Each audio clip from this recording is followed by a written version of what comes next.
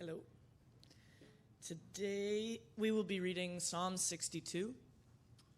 If you'd like to read the screen or follow along in your Bibles, on your phone, if you're at home, whatever way you can. This is a Psalm of David. For God alone, my soul waits in silence. For him comes my salvation. He alone is my rock and my salvation, my fortress. I shall not be greatly shaken.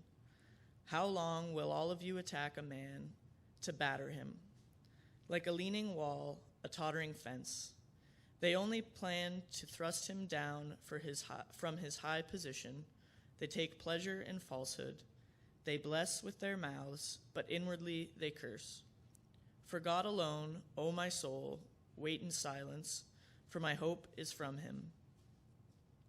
My fortress, he only is my rock and my salvation, my fortress, I shall not be shaken.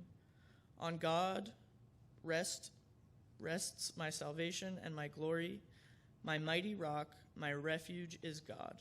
Trust in him at all times, O people, pour out your hearts before him. God is a refuge for us. Those of low esteem are but a breath. Those of high esteem are a delusion. In the balance they go up. They are together lighter than a breath. Put no trust in extortion. Set no vain hopes on robbery. If riches increase, set not your heart on them. Once God has spoken, twice have I heard this, that power belongs to God, and that to you, O Lord, belongs steadfast love.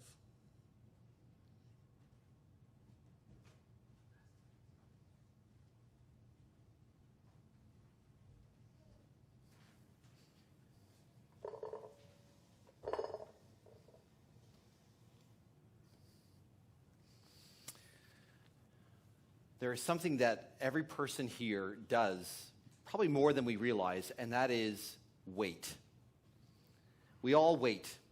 We wait for a traffic light. We wait in line at a restaurant. We wait at a store. We wait at the hospital. We wait at clinics. We wait for people to get ready to go somewhere. We wait for children to be born. We wait to have children. We wait to get married. We wait for all kinds of things in life. If you stop and pause and think about it, and I have this past week in a little while, it's amazing how many different things we wait for. We wait a lot. And what's I think even especially important to think about is that sometimes we wait in life and we are waiting in the midst of painful, difficult times. And the question I think that each of us has to, in a sense, have in our own hearts and lives is, how do we wait in the most difficult and painful times? I mean, waiting for small things, most of us can do. Waiting for a little bit more difficult things, we work on that and so on. But how do you wait when life is painful? How do you wait when life is difficult? And Psalm 62 speaks of this kind of waiting. It not only describes the waiting in the midst of painful and difficult times, but it actually tells us how we can do it. In verses 1 and 2, David basically gives us a big picture overview of this psalm. He repeats these words later on. We'll see more about that in a moment. But he says this, "For God alone my soul waits in silence. From him comes my salvation. He alone is my rock and my salvation, my fortress. I shall not be greatly shaken." In one sense, David's saying, if you want to know how to wait through the most difficult and trying times of your life, the only way you're going to be able to do it is if you see that you can only do that in God's strength. That you can only do it when you're connected to him. And so today, whether you're here as a Christian person and you already do have put your trust and faith in Jesus, then this is, in a sense, a morning for you to get some instruction from David, from God's word, on how to learn to wait on God in the midst of trying and difficult times. And if you're here today and you're wondering what Christianity is about, you're checking this out, you're wondering if God really could be the God who could do the things that David's describing, then you have an opportunity to hear why Christianity is claiming to have this ability to actually empower you, to give you strength to make it through waiting in the most difficult, trying times of life. And so no matter who you are here today, I hope that this psalm, these ancient words of David, the David of David and Goliath, King David of Israel, that these words would give you either a reassurance of what God can do and helping you wait in the midst of the trials and struggles, or actually teach you for the very first time maybe how Christianity has the resources to give you that strength that I'm going to claim no one and nothing else can. And how are we going to do this? Well, we're going to look at this psalm by asking three big questions. The first question is, why do we need to learn to wait for God? Why not wait and look at anything or anybody else? Why is it God? Okay, that's number one. Number two, why is God the one to wait for? In other words, what is it about God that makes him different? Why? The first question is, why can't I look at other things? The second question is, why look at God? Why is he the source of this strength? And then third, how do I, in everyday life, live this out? What would it look like in everyday life to actually look to God for this strength in the midst of trying and difficult times? Okay, so one, why do we need to wait for God and not somebody or something else? Two, why is God the one to wait for? And then three, how do you do this on a daily basis? How do you wait for God? So number one, why do we need to look to God rather than other things in the midst of trying and painful times? And David gives us three answers in this psalm. The first answer is found in verses 3 and 4. Because in verse 3 and 4, he says this, "How long will all of you attack a man to batter him, like a leaning wall, a tottering fence? They only plan to thrust him down from his high position. They take pleasure in falsehood. They bless with their mouths, but inwardly they curse."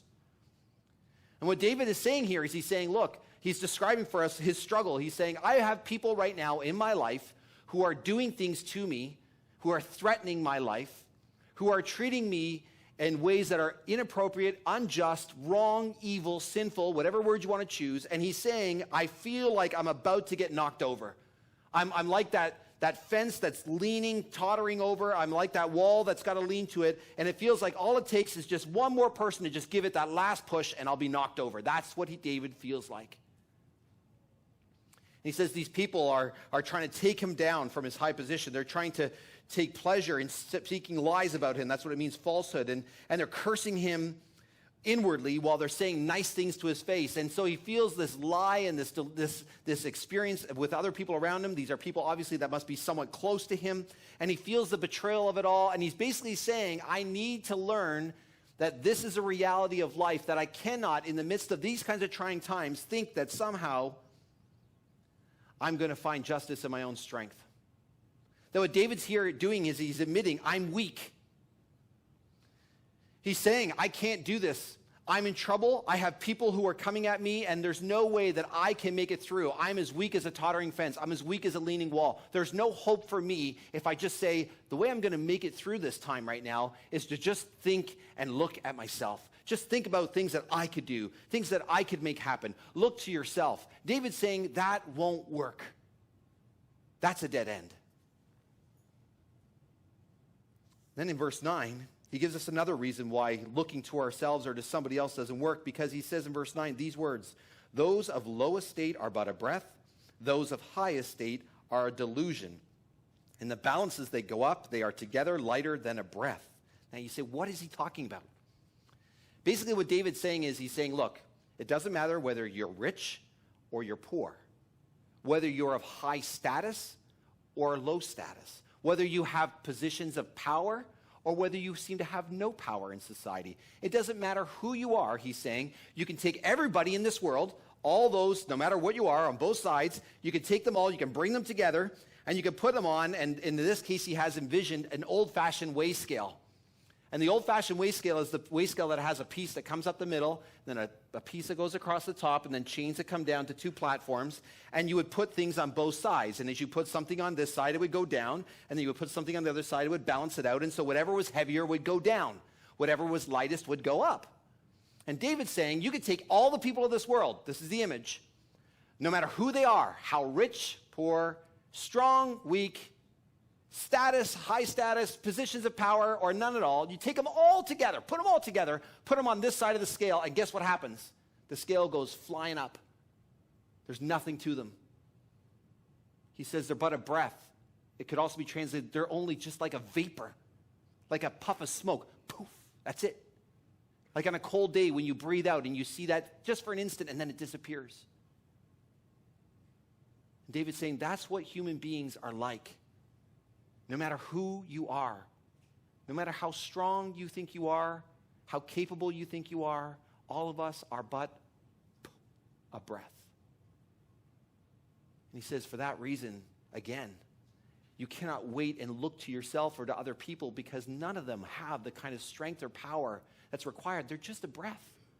There's nothing to them that's enough that can give you the strength you need in the midst of trials and struggles and painful times. If you think you can wait by looking to other people for their strength, their resources, you will be constantly disappointed.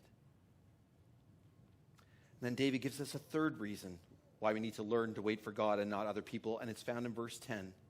Because in verse 10 he says, put no trust in extortion, set no vain hopes on robbery. If riches increase, set not your heart on them. In other words, he's saying, okay, some of you might be saying, well, you know what? If I'm in the midst of hard times and struggles, all I got to do is really just find enough money or material possessions to make my life comfortable or easier.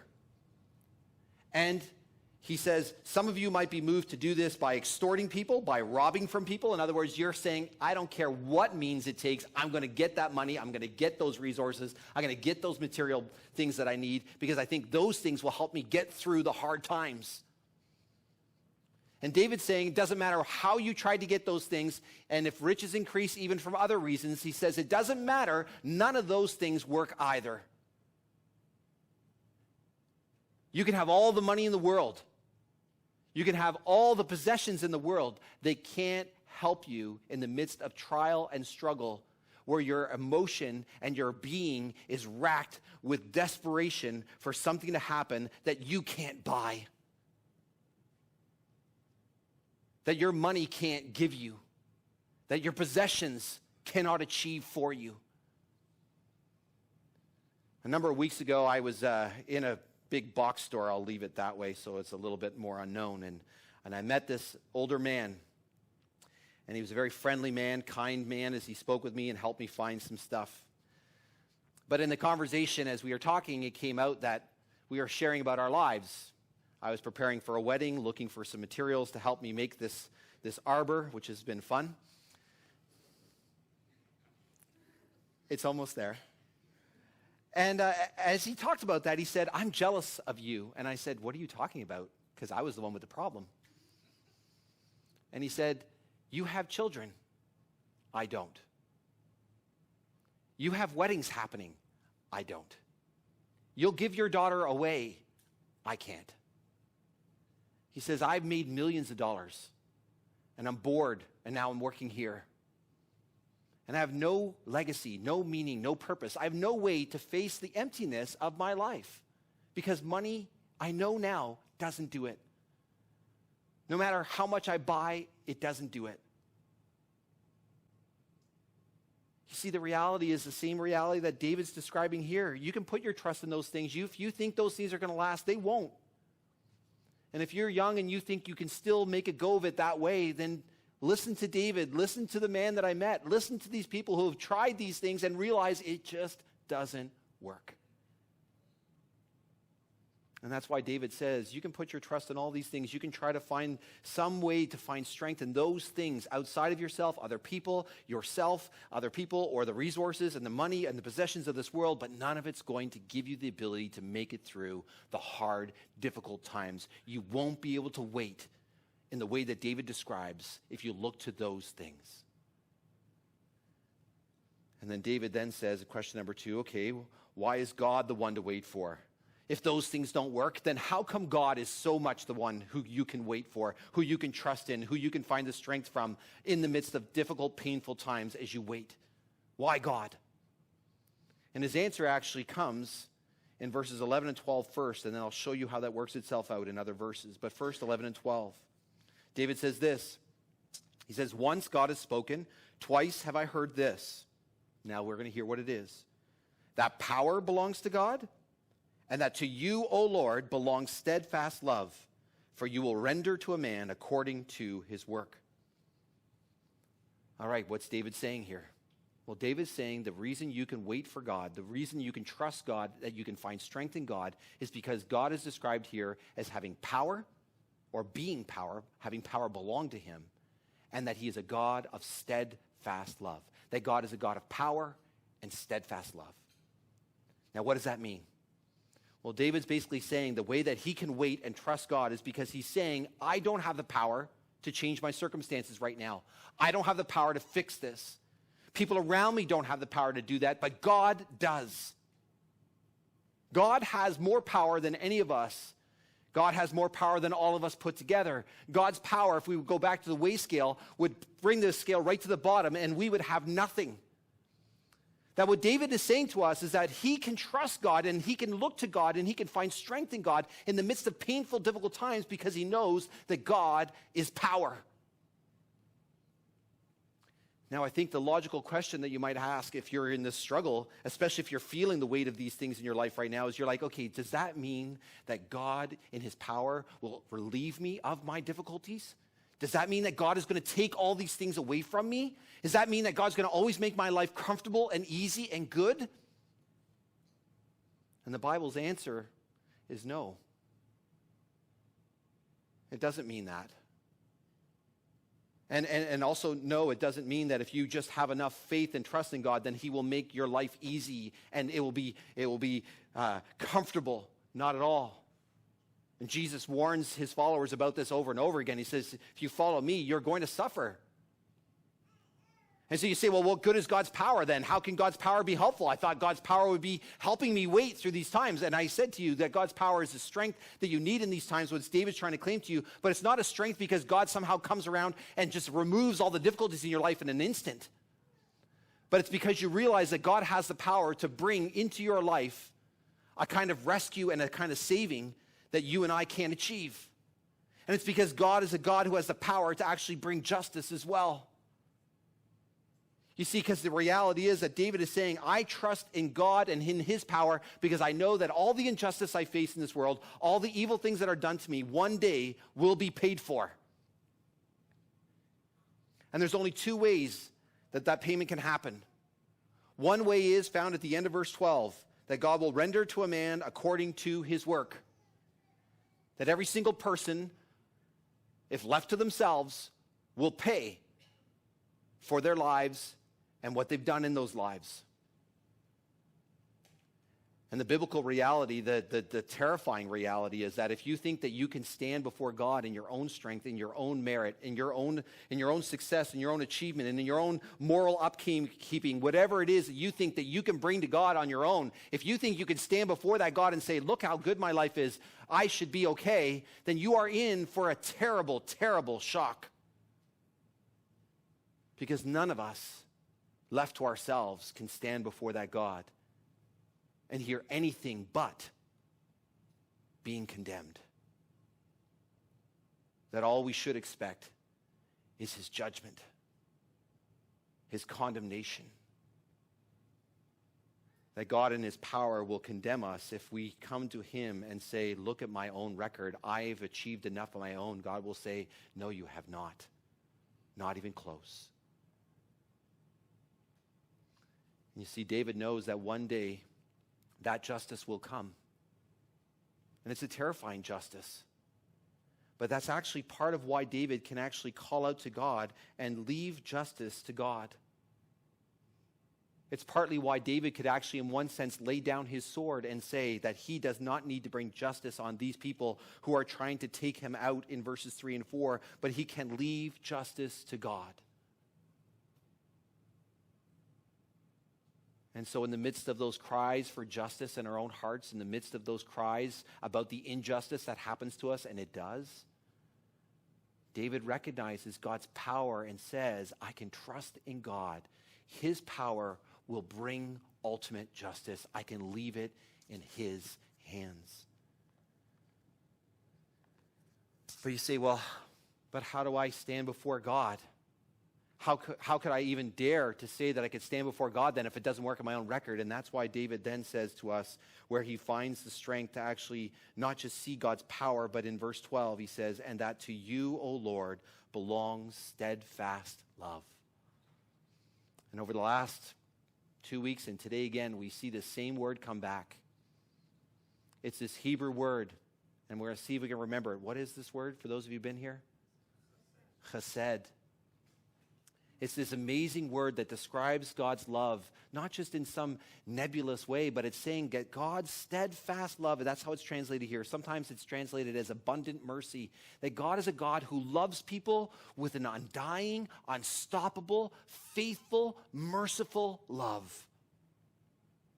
You see, what David is saying is he's saying, I can wait in the midst of hard times, not only because God has power to bring justice ultimately, but also as David recognizes that God is a God of steadfast love, that God is a God of mercy, that God looks at people like you and like me who cannot stand before him on our own record. And what does he do? He extends steadfast love to us, mercy. He reaches out to us and says, you are loved and forgiven, not condemned. And that's what David is explaining here. That's what he's saying. This is why David can actually wait for God, because he knows that God will bring justice on those who refuse to turn to God, but God shows mercy to David and to others who put their faith and trust in him. And the question is, how can you and I be sure of this today? How could David be sure of this? And we see David is sure of it for two reasons. One, David has experienced God rescue him over and over again already at this point in his life. That David has seen God's faithfulness in saving him from enemies and rescuing in the moments of certain death. Times where David thought, this is it, I'm going to be done, and God rescues him and saves him. And David knows that God is protecting him and caring for him and saving him. But David also has a second reason that he believes and trusts in God, that he is a God of power and love, and that's this, that God has made a promise to David. And this promise to David is that David would have a child born to him, a son born to him, a descendant of his, that one day would be the powerful, loving king that David needs. You see, God made a promise to David that one day a king would come who would be all-powerful and all-loving. And this king that God promised to David is the king that we celebrate being born at Christmas time. His name is Jesus. And when Jesus was born and was raised and began his ministry, he began to be understood by the people around him, started slowly, and finally at the end, his disciples really understood after he rose from the dead that he is the all-powerful, all-loving king. That Jesus has the power and the right to condemn. He does. But what he chose to do is come first to show steadfast mercy and love. And he proves his love by taking the judgment, the condemnation that people like David, people like you, people like me, that we deserve. That the only reason that anybody could stand before God is not on our own record, but because we turn and we say, Jesus is the one who's earned this for me. Jesus has paid for me. Jesus has given his life for me. Jesus has credited his perfect life to me. I do not deserve to be here in and of myself, but I stand here before you with confidence because Jesus has shown his love to me in his grace and his mercy. He has taken my judgment and he has given me an everlasting love. And it's because of that.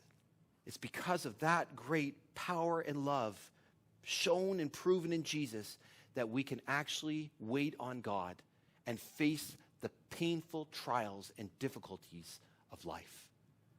Because we know ultimately we belong to him. We are loved by him.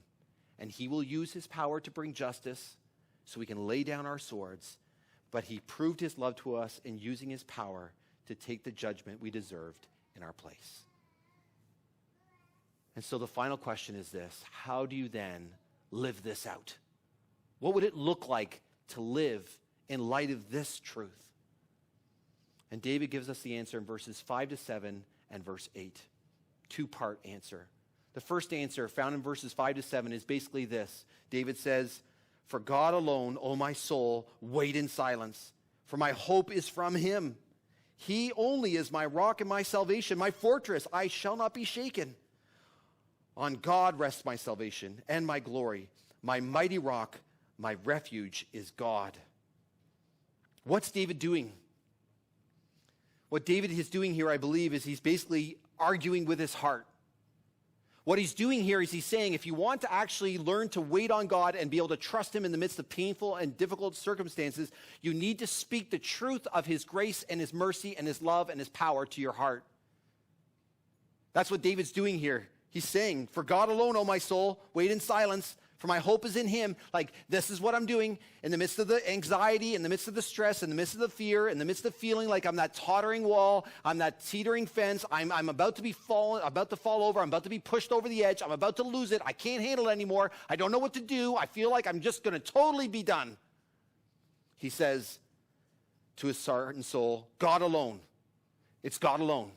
He saves. He cares. It's his mercy. I'm loved. I'm forgiven.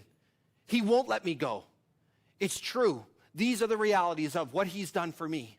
I can trust in him. He's my fortress. He's my refuge. I don't need to be shaken. I cannot sit here and be filled with anxiety and fear if I remember that he loves me. If I remember that he cares. If I remember that he actually has done everything to save me. That he is the only one who has the power to save me. And he loves me enough to save me. This is the truth. I need to cling to this truth. You say, well, how do you do that? Well, it begins by speaking these truths to our own hearts. And it might feel a little forced and weird if you're going to say these things to your own heart and soul at first, but in a sense, that's partly what you need to do. If you're a Christian, that you can actually speak these truths to your heart and your soul. That you would pray these things out to God, that you would speak them to your own heart, that in those moments of fear and anxiety, rather than let them grab hold of you and choke you by the throat in one sense and sort of take you down, that you would resist them by remembering and speaking these truths to your own heart. That you, in a sense, would say, yes, I am afraid. Yes, I am filled with fear. Yes, the anxiety is real, but I am loved. I am forgiven. I belong to Jesus. I'm united by faith to him. There's nothing that can separate me from his love. He is my shelter, my rock, my salvation, my refuge. I can trust in him. Don't be shaken. Don't give in to the fear. The power and the strength comes from his power, his love for me, not my own. And over time, that will become more and more the reality and normal thing of your heart and your soul, and it won't feel so foreign as you repeat these truths over and over to yourself. And so David says, speak the truth of God's grace and his love to your own heart and soul. Argue with your heart and your soul. But David gives one more piece in verse 8, where he says these words, trust in him at all times, O people. Pour out your hearts before him. God is a refuge for us. And I think it's really important that we understand what David's doing here. He's giving us a psalm that's very personal. He's being honest and open and real. But he's encouraging, beyond himself, the people around him to do this with him. He says to them, trust in him at all times, O people. In other words, what David's doing is he's saying part of what it means to be believing these things, if I'm a Christian, part of what it means to actually speak the truth of God's grace to my own heart and life is to actually engage in speaking this truth to the people around me. Not in some kind of condescending, arrogant way, not as if somehow we have any kind of strength in and of ourselves, but actually sharing the wonder of God's steadfast love and power with other people around us. That's what he's saying. Trust in him at all times, O people. He's encouraging the people to trust God like he's trying to trust God. And then he says, I don't want you to just do this in some kind of stiff upper lip way, just trust God, it'll all work out, he's in control. That's true. But that is cold comfort to a person who's hurting. That hurts when you do that to people. If you just throw God's sovereignty at them, you throw God's power and control at them, and that's all you do, that hurts. It feels like a hammer. What does David say? Pour out your heart before him, for he is the refuge for us. In other words, David's saying the way that you remember these things is not simply by saying God's powerful in control, but that God is the loving God who loves you, cares for you, and pour out your heart to him. In other words, for those of you who are part of New City Church and those of you who are part of a Christian community, what David's encouraging us to do here is he's saying in the midst of dark and difficult times, you cannot manage just between you and God. You have to engage with other people. That means one side of it is speaking God's truth and grace to other people in a gracious, loving way. It means encouraging people to pour out their hearts to God. And part of how you encourage people to pour out their hearts to God is by willing to be able to pour your heart out to other people, to God as well.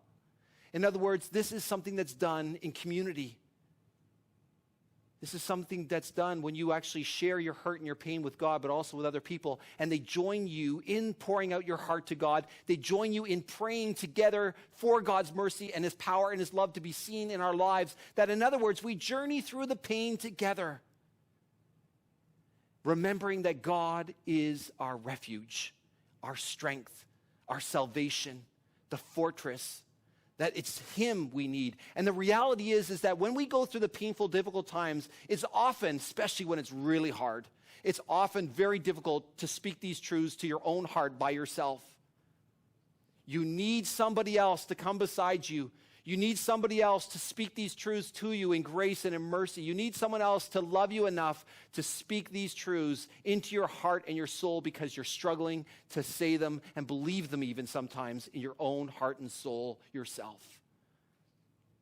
And sometimes it's the other person that feels that way, and you are in the place where you can speak these truths of God's love and his grace, his mercy, and his power so that you can encourage them, that you can pray for them, that you can pour out your heart with them, that you can actually come alongside and carry their burden with them in love and in grace, pointing each other to Jesus.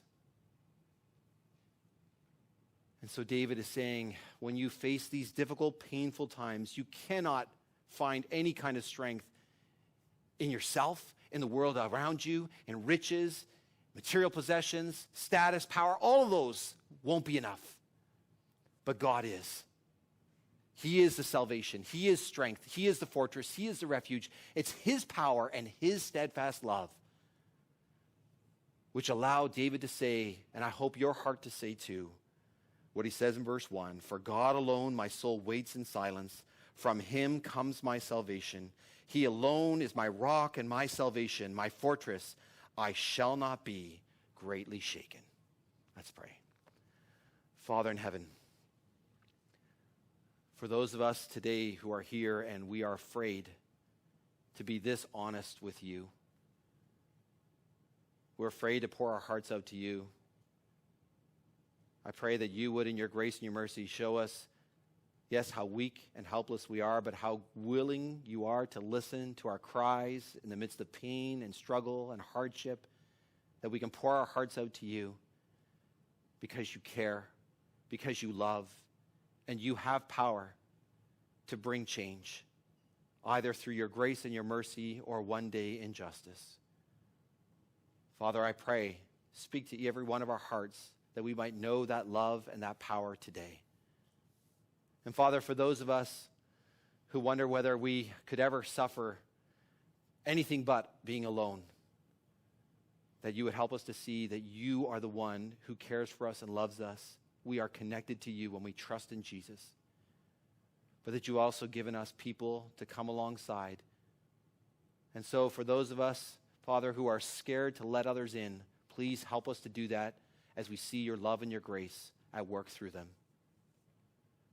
And Father, for those of us who even now have people on our hearts and our minds who we know we probably could speak God's love and grace to, that you would give us the courage to reach out in love, that you would help us to speak that truth with grace and humility, and that you would help us to be people who love you and love others so much that we help each other and point each other to the love you've shown us most clearly in Jesus.